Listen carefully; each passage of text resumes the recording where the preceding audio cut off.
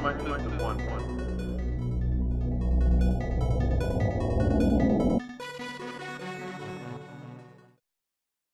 Alright, welcome to another demonstrative review. Today we're looking at Fort Parker's Holiday Profit Hike.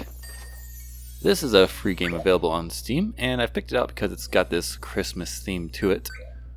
Let's go ahead and, I guess, restart. So this is a short game, basically. What you're doing is you're climbing to the top of this mountain to get some more money. The story goes is that I guess you're the head of a company and need more profits for Q4 sales, and so you're gonna climb this mountain to get money somehow. I don't know how I come up with it, but the deal with this game is that it's not just a platformer that where you're climbing up this game. You've got this. I guess I can go ahead and look at the how to play thing. You've got. They're called Pitten, something like that. Anyway, you get these spots that you throw out there, and it'll connect a rope. And you can have as many as 4 ropes at a time. Any more after that, and it'll start taking away the last, the oldest one that you have. And of course, you can hang on them. Now you can't really change your momentum while you're hanging on it, but you can jump to change your speed, so you'll just crawl along like that, or you can, you know, jump a few times and get your momentum going. You can turn around and stop like that, and you can press down and jump to drop off of it if you want. So if you want to drop down from one to another, you can do that. And yes, there is the angling does matter, because as you can see, I instantly, if I'm going to the right and I drop, it'll slow down and go left. Of course, as you may have noticed, I've also got this wall grab. If you'll grab ledges, I should say. So if you're about to not make a jump, he'll just grab the corner. Unfortunately, he grabs even like on this right here, this ledge right here. I don't want to grab onto, because like, if I don't make this jump, it's fine. I got this platform right underneath me. I wish there was some kind of detection where if there's a platform like super close underneath it, you won't grab the ledge, because there are some jumps later in the level that require precision, and if you're hanging on the ledge here, you could die. And when I'm just trying to land like on this one square space, 1 square wide platform here. And of course, spikes, they will kill you. You can press on Xbox controller Y to clear the ropes completely. So if you don't like something you got set up, you can just pick Y and do that. And if you die, you will get sent back to your last checkpoint, which is marked by these camping tents that are marked out. And you can jump pretty far, but your momentum does build up. So I gotta say, I really do like the physics for the most part. You also have a wall jump, I should mention. This right here. If you're next to a wall and you jump again, you will do a wall jump. As you can see, if I'm just next to the wall, I'm not pressing against the wall currently. Like if I just am next to the wall and I jump, I will slide down the wall. Now this I have a problem with. I really wish, I guess it's like Mega Man X games, where you have to press against the wall to slide down it. I wish that was the case here, because here you have one set falling speed, but if you're next to the wall, you'll have a slower falling speed, and that's just being next to the wall. I wish it was a command I had to input that I wanted to fall down slower, or that I even wanted to wall jump, because as it stands right now, I will wall jump a lot when I don't intend to. Like right there's a good example. If I'm trying to grab that ledge,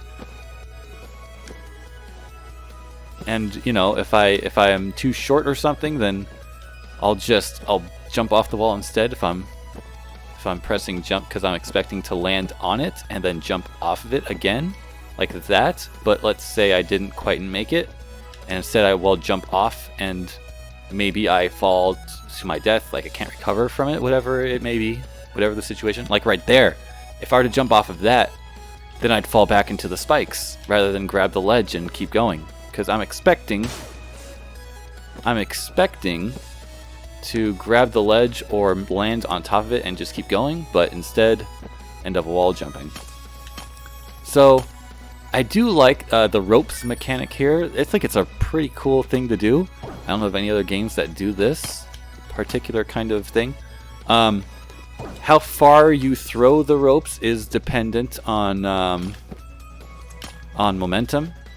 So if I just stand right here and throw it, it'll go that far, but if I am moving, then it'll go that much farther. And you can also throw it in diagonals, you know, up, left, up, right. You can go down like that. That's possible to do.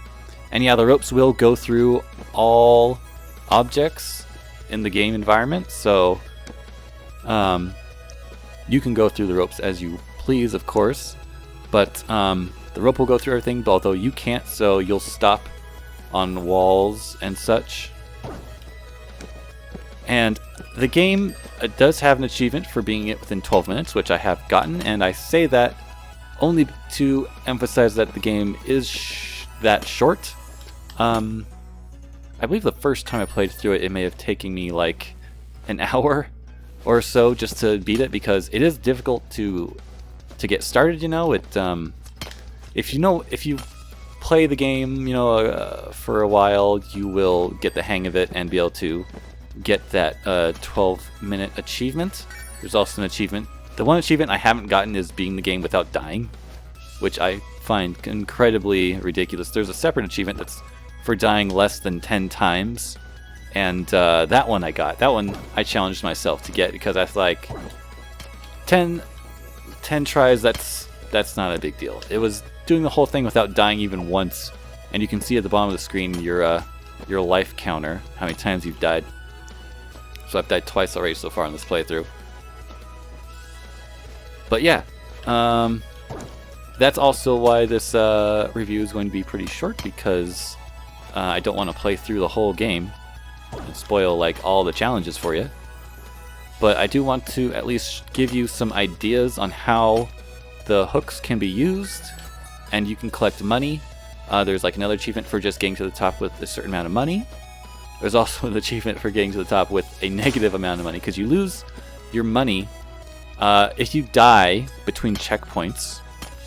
You will lose any money you picked up, and then you will also lose 5,000. So I'm at 25,000 now. If I pick this up, that's worth 10,000. And then if I die, I'll lose that 10,000 and an additional 5,000, so I'll go down to 20,000. So that's how. So picking up money, so if I were to die right now, without picking up that money, I'd still just lose the 5,000. So picking up money in between deaths does not matter, I guess, for deaths in general, because you'll lose the money you picked up anyway, but it'll be back so you can pick it back up, of course. But there's no like endless loop cheating of dying so that the money comes back and then you pick it back up. And then the reason you don't keep the money in the first place after you die is because there's challenge in picking the money up and then getting back with it alive in some cases. So yeah, that is where that comes in. So like that money right there, how do I get that? But yeah, I definitely recommend the game. I mean, it is free. That's the main reason why I recommend it, is because it's free. Because it is short, you know, like I said. But something else to mention is that snow is so you can set these ropes on anywhere except for snow. So like those blocks right there, those are snow. Like you'll even encounter ice blocks later. Those you can put the picks in, but you cannot put it into snow. And yeah, like I said, you can angle it, and it matters. Your speed matters. So if I just want to plop it out like that, it doesn't matter. But if I want to shoot it out like that, I can do so. And then these enemies, these sweaters that are floating, I'm not sure why they're in here like that, but you can jump on top of them. If you run into the side of them, they will kill you. As you may have noticed right there, I got that checkpoint without getting to that platform. It's just based on height. So if you reach a height, like if I just got to this point right here, which I did, that activates the checkpoint. Checkpoints are just based on height alone, not reaching a platform, as you'll see. There's another one on the right here. It's very close, right there. So yeah, checkpoints are not... These are like the closest checkpoints in the entire level. Most of them are not that close together. And then these are ice blocks and penguins. And I have to jump off the penguin to get this money bag, which is worth more than a wad of bills. But yeah, the ice is slippery, of course. There really isn't much else to explain about the game. It's just a fun. It's Christmas themed, which is the reason why I'm reviewing it at this time. And yeah, it is. It's less. I mean, it's 12 minutes long if you speed run it, and then it's maybe like an hour long your first try, just because it's difficult to get through without dying. Oh yeah. For more advanced techniques, like I said, if you press Y, you can clear the ropes, but if you are on a rope, you can press Y and it'll clear all the ropes but the one you're on, which is good because if you're in a tricky situation where you're trying to get to a certain place and you're stuck on a rope because there's spikes everywhere else around you, then you can clear like all the other ropes, so you can like, oh, see, I just messed up that spot, so let me throw that over there. Oh, that's much better. You know, so you can redo your rope throwing. I am dead here. I can't jump without killing myself. You can redo your rope throwing without screwing everything up if you want to do that. So yeah, cool game. Definitely recommend it. Oh yeah, if you are on a rope and you have to throw out another one and you're over 4, then you'll just lose the rope you're on, even if you're on it, which is a little different from if you just have if you're on the rope and you press Y. But yeah, if you have any questions about the game, you can ask them in the comments below. If you let me know what you think about the review, what do you think about the game based on the review, and then if you have played the game, let me know if there's anything else people should know before they play. And other than that, thanks for watching, and I'll see you in the next video.